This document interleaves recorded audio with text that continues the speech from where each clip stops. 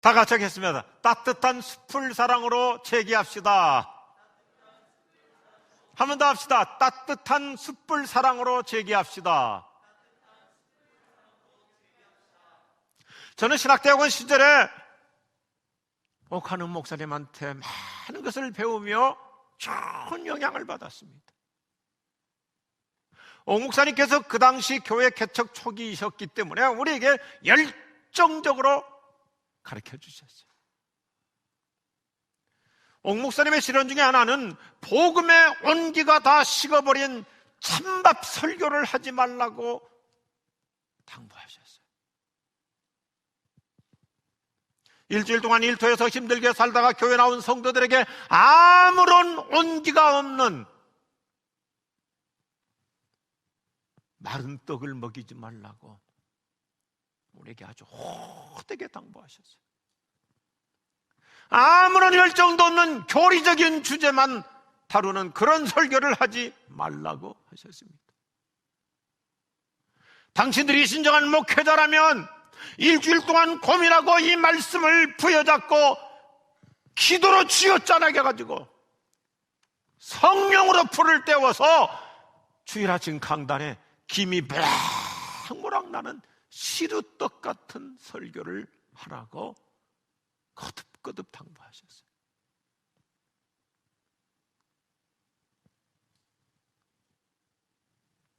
저는 그날 제 일기장에 이렇게 아주 확실하게 써놨어요. 시루떡 목회를 하자.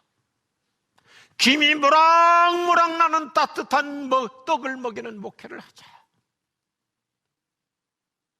옥 목사님의 지침은 지금도 여전히 제 가슴에 김이 모락모락 나게 해줍니다. 그래서 부족하지만 저는 우리 지구촌 교회를 따뜻한 숯불 같은 교회를 만들어가고자 발버둥을 치고 있습니다. 이 추운 겨울에 그 모닥불 얼마나 우리에게 온기를 느끼게 해줘요. 타오르는 숯불 옆에 있으면 얼굴까지 따뜻해지잖아요. 마음도 따뜻해지고요. 오늘 요한복음 21장은 숯불처럼 따뜻한 예수님의 사랑을 주제로 하고 있어요. 생생하게 보여줘요. 요한복음 21장의 정황을 최대한 상상해 봅시다. 예수님의 제자들이 밤새도록 고기잡이 할 때는 추운 것도 잊어버렸을 거예요. 그렇잖아요. 사람이 일하다 보면 추운 것도 더운 것도 잊어버리죠. 저 시골 출신이기 때문에 한여름에 아버지 따라서 들판에 나가서 일하다 보면 그 30 몇 도 나가는 뜨거운 열기도 잊어버리고, 제자들 열심히 그물을 던지다 보니까 추운 것도 잊어버렸어요. 그런데 그들이 밤을 새우고도 꼬박 밤을 새우고도 고기 한 마리 잡지 못하니까, 그리고 허탈하게 그물을 걷잖아요. 허전하고 허탈하게 그물을 걷어요. 배도 고프고 온몸에 한기를 느꼈을 거예요. 바닷가의 아침은 쌀쌀하고 춥습니다. 허기와 한기를 느끼고 있는 그들, 안쓰럽게 여기신 예수님은 그날 아침 일찍 갈릴리 해변가에 찾아오셔서 따뜻한 모닥불, 숯불을 펴놓고 기다리고 계신 거예요. 거기다가 빵도 따뜻하게 구워놓고 생선까지 숯불구이를 하고 대기하며 기다리셨어요. 저는 요한복음 21장을 평생을 좋아합니다. 특별히 이 장면을 더 좋아해요. 예수님의 숯불구이 사랑, 예수님의 숯불구이 사랑이라고 저는 명명해봐요. 현대인들은 이런 따뜻한 가슴의 사랑을 필요로 하고 있어요. 그래서 요즘 청년들도 결혼 배우자로 연상의 여인을 선호하는 경향이 있어요. 하이테크라고 하는 차가운 메탈 문명 속에 살다 보니까 하이터치의 이 멘탈적 사랑, 그 사랑을 받고 싶은 거예요. 이것이 사실이냐, 이성적인 팩트보다는 따뜻한 감성인 펠트의 마음이 쉽게 움직이잖아요. 저는 머리는 차갑게, 가슴은 뜨겁게라고 하는 표현을 좋아합니다. 소위 지성과 영성의 절묘한 조화를 이루어 보고자 애를 씁니다. 예수님은 자신이 냉철한 로고스이시면서도 그 가슴에는 뜨거운 사랑과 긍휼이 타오르는 파토스를 품고 사셨어요. 아주 냉철한 로고스. 그러나 예수님의 가슴에는 타오르는 파토스가 있었던 거예요. 요한복음의 주제는 일목요연해요. 하나님의 사랑이죠. 하나님의 사랑. 그런데 요한복음은 오늘 21장만 봐도 참 재미있어요. 언제나 처음부터 끝까지 요한은 베드로를 은근히 좋아요. 그래서 꼭 자기를 얘기할 때는 사랑받는 자라는 말을 써요. 베드로는 내가 주님을 얼마나 사랑하는지를 자랑스럽게 고백해요. 나는 죽는 한이 있어도 주님 따라가겠습니다. 내가 얼마나 주님을 사랑하느냐. 그런데 요한복음은 우리에게 더 깊은 신학을 가르쳐줘요. 요한은 예수님께서 우리를 얼마나 사랑하시는지를 감격스럽게 역설해요. 내가 하나님을 사랑하는 것도 필요하지만 더 중요한 것은 뭐예요? 하나님이 나를 얼마나 사랑하시는가. 그래서 요한복음 처음부터 끝까지 이 문제죠. 하나님이 세상을 이처럼 사랑하사.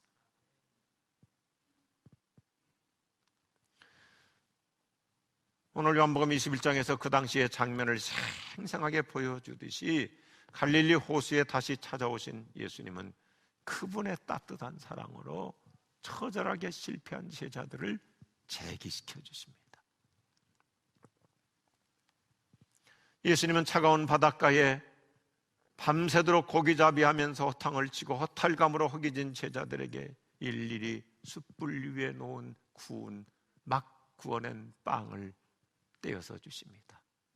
그리고 지금 지글지글 끓고 있는 그 싱싱한 생선을 성경은 너무나 감미롭게 표현해요. 발라주셨다. 발라서 먹여주세요. 얼마나 따뜻한 사랑이에요.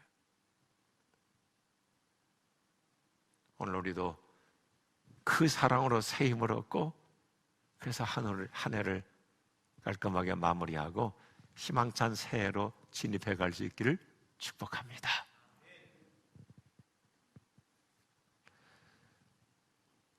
우리는 올해 2020년을 혼돈과 혼란 속에서 보냈습니다. 각자가 연초에 세웠던 무지개 환상 같은 많은 마스터 플랜들이 대부분 다 물거품이 되어버렸어요. 교회마다 다 비슷해요. 성도들도 다 특별히 사업하시는 분들일수록 올 한 해 여러 가지 생산 목표, 매출 목표 다양하게 세웠지만 다 뒤죽박죽이 되어버렸어요. 엉망진창이 되어버렸어요. 저는 제 믿음에 변함이 없습니다. 그래서 1월 첫 주 송구영신 특세 첫날 1월 3일 2일날 제가 제 믿음으로 선포했던 것들을 그때 나누려고 그래요.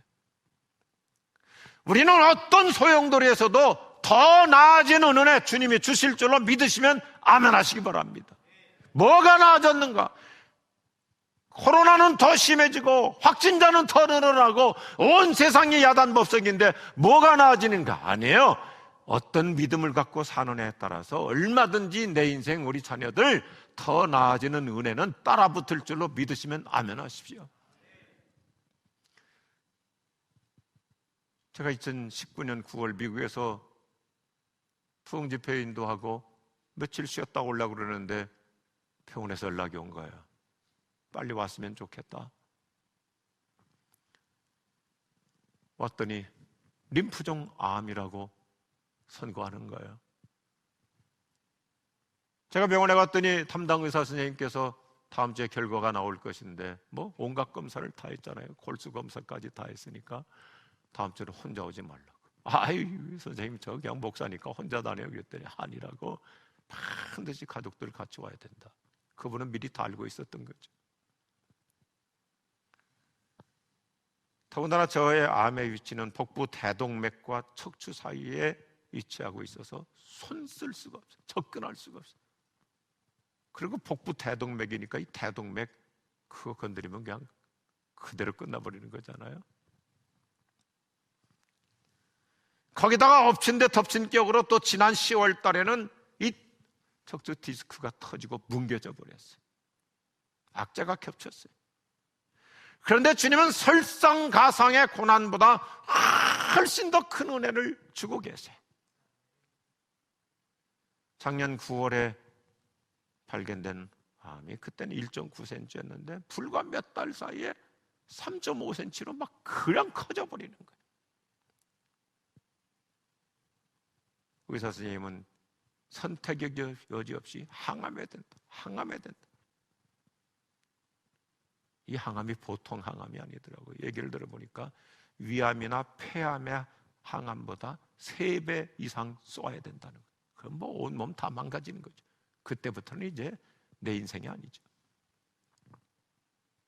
그런데 지난 주간에 우리나라 최고의 병원, 최고의 의사가 다시 점검하고 진단을 내렸는데 1.3cm로 줄어버렸어요. 할렐루야! 이건 의학적으로 획기적인 일이에요. 제가 장로님들한테 문자를 보내면서 1.2cm라고 실수했더라고요. 했더니 의사 선생님이 1.3cm라고.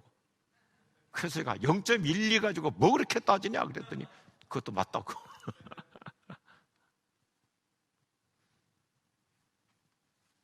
제가 병원에 입원해서 허리 디스크로 움직이지 못하고 이런저런 치료를 받는데 저의 집사람이 예언하듯이 계속 믿음으로 선포하는 거예요. 이번에 누워서 허리 디스크 치료하다 보면 틀림없이 림프종 암에도 상승 효과가 나타날 것이다. 우리 집사람이 난 그런 예언자인 줄 몰랐어요. 그 믿음대로 이루어진 거야. 어떤 장로님도 저한테 카톡을 보내셨더라고요. 목사님, 우리 지구촌교회 2020년 표 그대로 더 나아지자 그대로 진행되고 있는 것이 분명합니다. 저는 하나님께서 끊임없이 치유의 역사를 이루어 가실 줄로 믿습니다. 항암도 안 하죠. 디스크도 그 최고의 베테랑 의사 선생님이 4번에 걸쳐서 수술하자 날짜, 그분이 그 바쁜데도 수술 일조를 4번이나 잡았지만 저는 하여튼 기도하고 믿음으로 버텨보겠습니다. 제 개인 얘기하는 게 아니에요. 구약성경 에레미야 29장 11절 말씀 그대로 하나님의 계획은 나의 생각보다 훨씬 좋은 줄로 믿으시면 아멘 하십시오. 다 같이 읽겠습니다. 너희를 위해 세운 나의 계획을 내가 알고 있으니 내가 너희에게 재앙이 아닌 희망이 넘치는 미래를 주려 한다. 희망이 넘치는 미래를 펼쳐주실 줄로 확신하시기 바랍니다. 주님의 약속입니다. 그래서 누워서 지내다가 책을 만들어야 되겠다. 그래서 좋은 책을 만들었어요. 이 시대에 꼭 필요한 책이에요. 고난은 악이 아니라 약이다. 출판사에서 제 전화를 받고 제목을 제가 먼저 정해줬더니 출판사에서 가슴이 설렌다고 그래요. 이런 제목은 처음이라고. 원래 책 제목은 제가 정하지 않고 보통 출판사에서 전문가들이 정하거든요. 그런데 시대에 꼭 필요하다 이거예요. 고난은 우리에게 독을 가져오는 것이 아니라 득을 가져다 줍니다. 그렇다면 예수님은 오늘 또 그 가슴 따뜻한 숯불 사랑으로 우리를 어떻게 재기시켜 주실까요? 오늘의 메시지 우리를 다시 일어나게 해줍니다. 첫 번째 같이 하죠.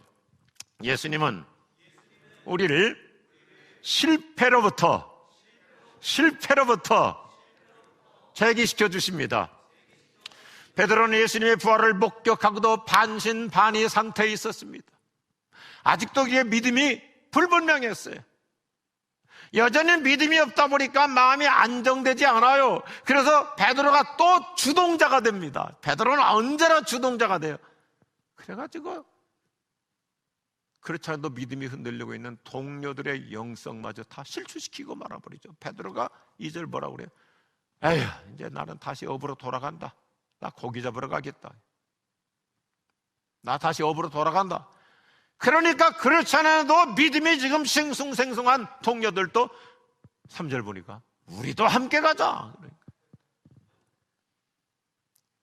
그래서 제자들 모두가 더 퇴보의 늪으로 빠져들어가요.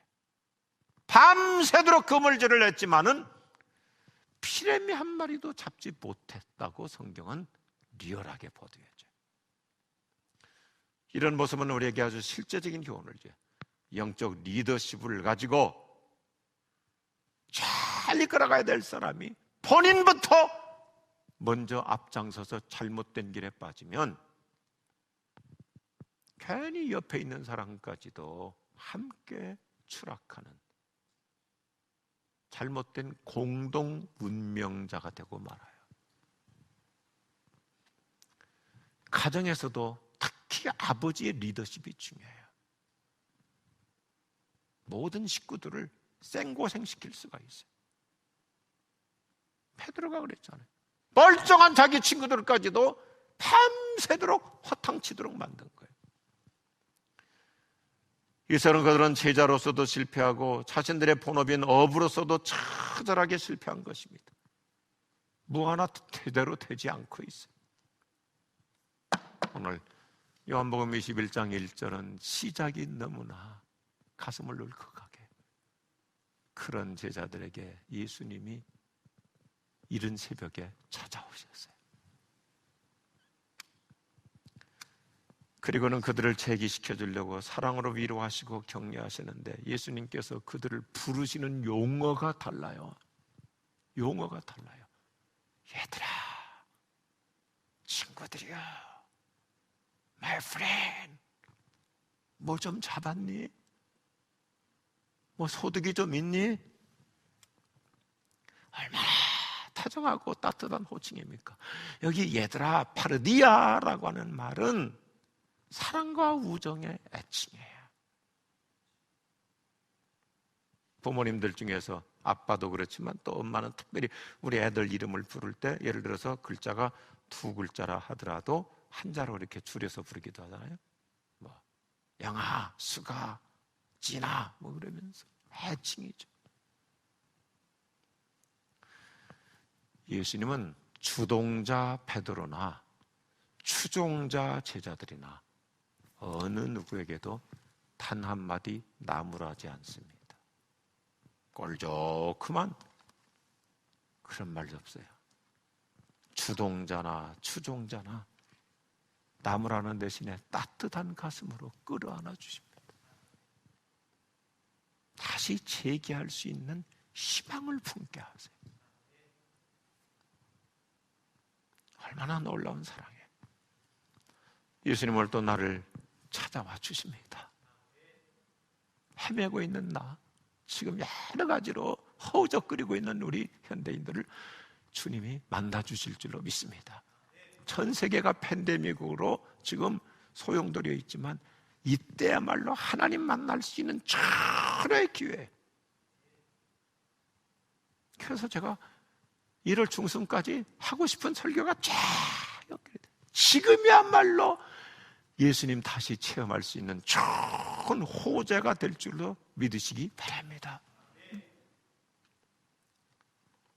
예수님 숯불처럼 따뜻한 사랑으로 오늘도 여전히 우리를 보듬어 주세요. 그 따뜻한 가슴으로.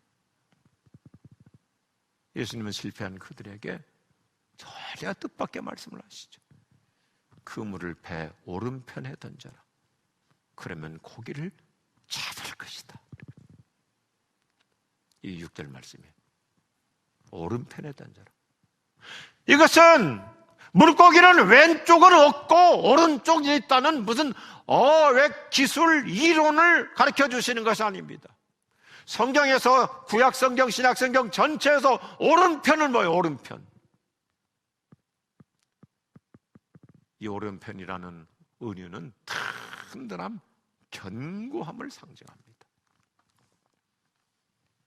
베드로야, 그리고 사랑하는 친구들아, 이제 그만 흔들리고 견고한 신앙으로 살아가면 고기를 잡듯이 너의 인생은 적자가 아닌 흑자 인생이 될 거야. 아멘 하십시다. 흔들리지 말라 이거예요.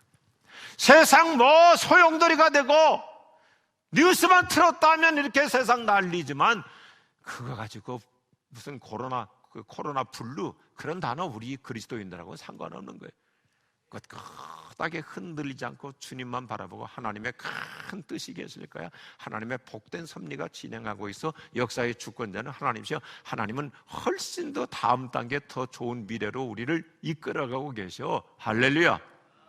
흔들리지 않고 나가는 거예요. 요동치 않고 나가는 거예요. 우리로 하여금 유약하게 흔들리지 말고 견고한 신앙으로 굳게 살아가라고 하는 암묵적 메시지.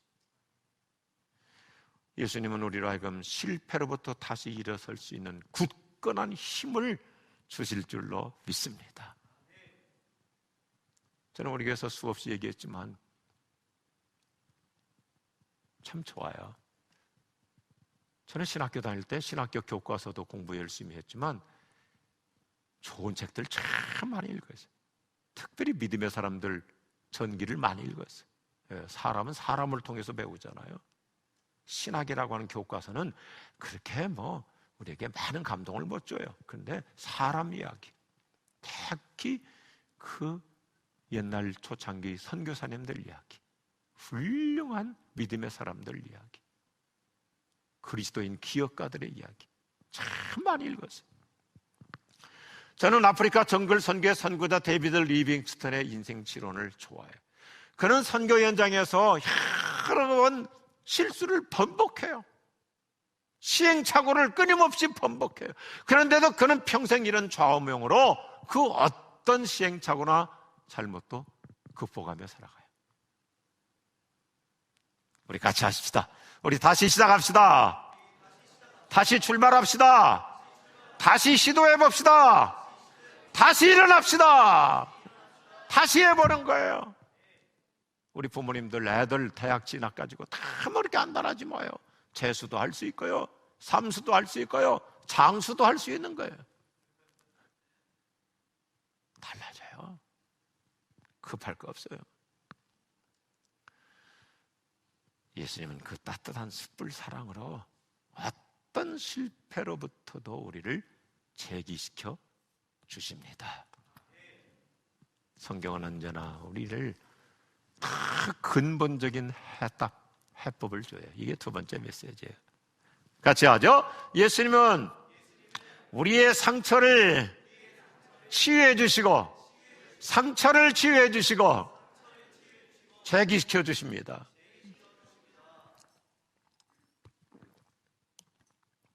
베드로는 제자로서도 실패하고 어부로서도 실패함으로 마음의 상처가 더 깊어졌을 거예요. 베드로는 패배의식으로 깊은 상처를 안고 열등감에 빠졌을 거예요. 면목이 없죠. 베드로와 제자들은 인생 낭패자로 전락했어요. 그들이 어떤 사람들이에요? 원래 갈릴리 어부들 있잖아요. 그런데 예수님을 만나가지고 야심이 생긴 거예요. 저 양반 따라가면, 저분 따라가면 우리 미래가 아무래도 정가에, 정치계에 입문할 것 같다. 그래서 고향을 버리고 예루살렘 도시로 상경했던 거예요. 이스라엘의 수도, 도시로, 캐피털 시티로 야심을 가지고 상경했는데 결과는 뭐예요? 예수님 십자가에서 죽으시고 다 물거품이 돼버렸죠. 다 산산조각 나버렸죠.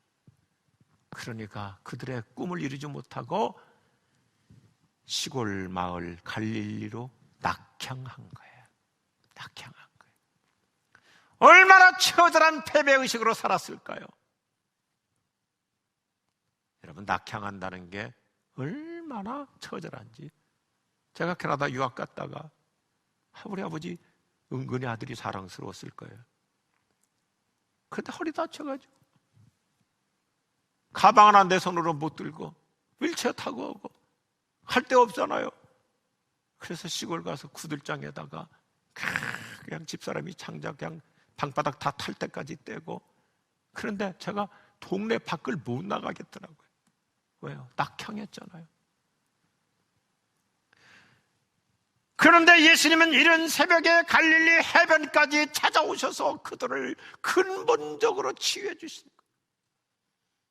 오늘 요한복음 21장의 리얼한 모습 얼마나 아름다워요. 예수님은 따뜻한 숯불을 피워놓고 기다리십니다. 밤새도록 그물질을 하느라 힘을 다 또 쏟았으니 얼마나 허기져요. 더군다나 고기 한 마리 못 잡았으니 마음도 허탈하여 배도 고파요. 허기와 한기를 동시에 느낀 거예요. 바로 이런 그들을 위해서 예수님은 김이 모락모락 나는 따뜻한 떡을 구워주신, 방금 잡아온 싱싱한 생선을 구워주시는 거예요.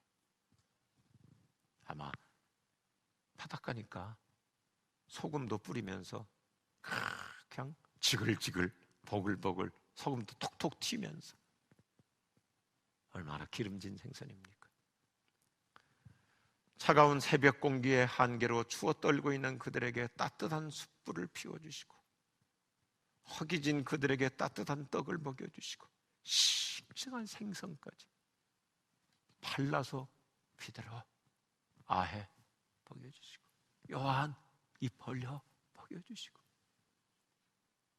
도마 아해 먹여주십니다. 저 눈물이 나요. 허기진 그들, 한기로 지금 그냥 그렇지 않아도 위축되어 있는데, 면목이 없는데 주님 얼마나 따뜻한 사랑으로 치유해 주십니까? 베드로 숯불만 보면 징크스가 있잖아요. 그 무덤불 쪽에다가 예수님을 3번씩이나 부인했던 그 가슴 깊은 상처, 그 숯불을 보는 순간 또 옛날 상처가 터지는 순간인데, 예수님 베드로에게 베드로야 불 줘요. 그리고 맨 먼저 떡을 주셨을 거예요. 빵. 우리 어때 냉장고에 보관해놓은 그 차가운 빵 그냥 먹으면 무슨 맛이 있어요? 그런데 그거 프라이팬에다가 뜨겁게 조금 하면 얼마나 냄새도 좋고 맛이 있습니까? 그런 사랑이에요. 숯불만 봐도 상처가 터지는 베드로에게 예수님은 근본적인 치유를 해주시는 거예요. 이게 예수님의 숯불 사랑이에요. 숯불 사랑. 예수님께서 얼마나 감성적인 사랑으로 제자들을 치유해 주신지 11절 보면, 내가 아침 식사 준비해 나왔으니 함께 먹자. 여러분, 이 스토리가 너무너무 멋있잖아요. 지금 막 춥죠. 몸이 오돌오돌 떨리죠. 배도 그냥 쫄쫄 굶었어요. 왜냐하면 고기 한 마리 못 잡았으니까 처음부터 포기했겠어요. 그러니까 그물을 다른 날보다 더 많이 던졌겠죠. 그러니까 노동량이 훨씬 더 많아요. 그러니까 훨씬 더 배고프죠. 그러니까 예수님께서 이리 와, 아침 먹자. 배고프지? 이리 와. 설명을 또 하고 또 해봅니다. 김이 모락모락 나는 따뜻한 떡을 먹여주십니다. 숯불에 구운 지글지글하는 그 싱싱한 생선을 먹여주십니다. 베드로, 요즘 얼마나 힘드니? 요즘 얼마나 외롭니? 요즘 얼마나 가슴이 아프니? 이리 와, 따뜻한 숯불 쪼이자. 배고프지? 어서 와, 같이 아침 먹자. 여기 싱싱한 생선도 먹고 이 따뜻한 떡도 먹자. 베드로야, 기운 차리고 다시 출발하자. 다시 출발하자. 얼마나 황홀한 새벽 사랑의 은총입니까? 저는 이 말씀을 읽다가 그런 표현을 썼어요. 새벽 사랑. 우리 예수님의 새벽 사랑. 오늘 그 사랑으로 치유받으시길 바랍니다. 그야말로 다사다난했던 한 해를 마무리하면서 우리 주님 그 가슴에 안길시키길 바라요. 우리 뜻대로 안 됐잖아요. 모든 계획들이 다 지금도 혼돈 가운데 있잖아요. 근데 예수님은 우리를 감싸주세요. 일어나게 해주세요. 사랑의 가슴으로 품어주세요. 이 아침에 간곡하게 우리 모두에게 말씀을 전합니다. 티베리아 호숫가의 그 새벽 사랑, 그 숯불 사랑으로 우리 내면이 치유받기를 원합니다. 사랑의 예수님, 사랑의 예수님, 사랑의 예수님. 자기 가슴에 손을 얹고 해보십시다. 날 사랑하시네,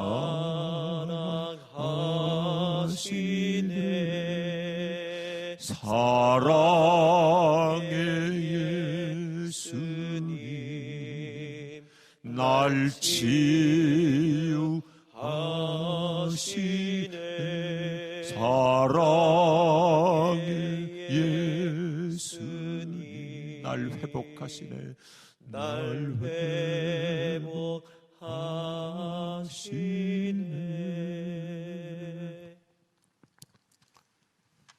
사랑하는 우리 지구촌 교우들이여, 우리 한국교회 성도들이여, 우리는 지난 한 해를 혼란의 소용돌이에서 살아왔습니다. 수많은 계획들이 엉망이 되어버렸습니다.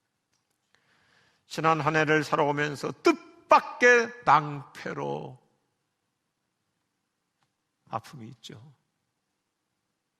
상처가 있죠. 좌절하고 있잖아요. 최근에 어떤 종류의 한계와 좌절의 벽 앞에 놓여 계십니까? 제가 지난 8월에 이런 제목으로 설교한 적이 있어요. 오늘 같이 계속 반복하면 좋겠습니다. 따라합시다. 실망, 절망, 그래도 희망.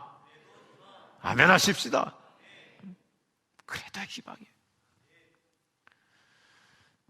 예수님은 또 베드로와 제자들처럼 의기소침하여 체념 상태에 있는 우리를 찾아와 주십니다. 나를 찾아와 주세요. 외로운 내 남편을 찾아와 주시고, 허우적거리고 있는 우리 아이들을 주님은 찾아와 주세요. 숯불 사랑으로 재기시켜 주세요. 실망과 절망에서 희망으로 전환시켜 주세요. 이날 베드로는 예수님의 따뜻한 숯불 사랑으로 근본적인 치유를 받았기 때문에 베드로전서 1장 3절에 가면 생생하게 간증하는 거예요. 하나님은 오늘도 예수 그리스도를 통해 우리에게 영원한 희망을 갖게 하십니다. 베드로가 간증하고 있어요. 실망이 아닙니다. 절망이 아닙니다. 여전히 주님은 우리에게 희망을 주시더라고 베드로는 힘차게 간증하고 있어요.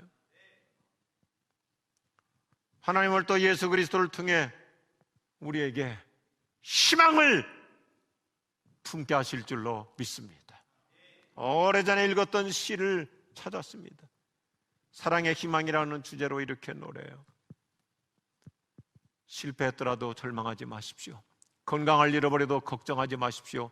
용기를 잃어버려도 걱정하지 마십시오. 불만이 밀려와도 놀라지 마십시오. 가난해도 울지 마십시오. 힘들어도 괴로워하지 마십시오. 당신 가슴에 사랑이 있다면 지금 아무리 힘들고 아파도 다 회복될 것이며 결국은 조용히 일어날 것입니다. 세상의 모든 희망은 사랑을 먹고 자라며 세상의 모든 기쁨은 생명의 열매입니다. 베드로와 그의 친구들은 예수님의 따뜻한 숯불 사랑으로 인생의 처절한 실패를 만회했습니다. 그의 가슴을 짓눌렀던 상처를 근본적으로 치유받았습니다. 그는 예수님의 숯불 사랑으로 치유받고 재기하여, 우리 성경을 보면 알죠.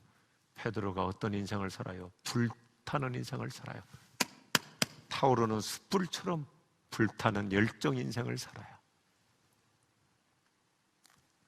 오늘 우리도 올 한 해를 깔끔하게 마무리하며 예수님의 숯불 사랑으로 재기하시기를 축원합니다.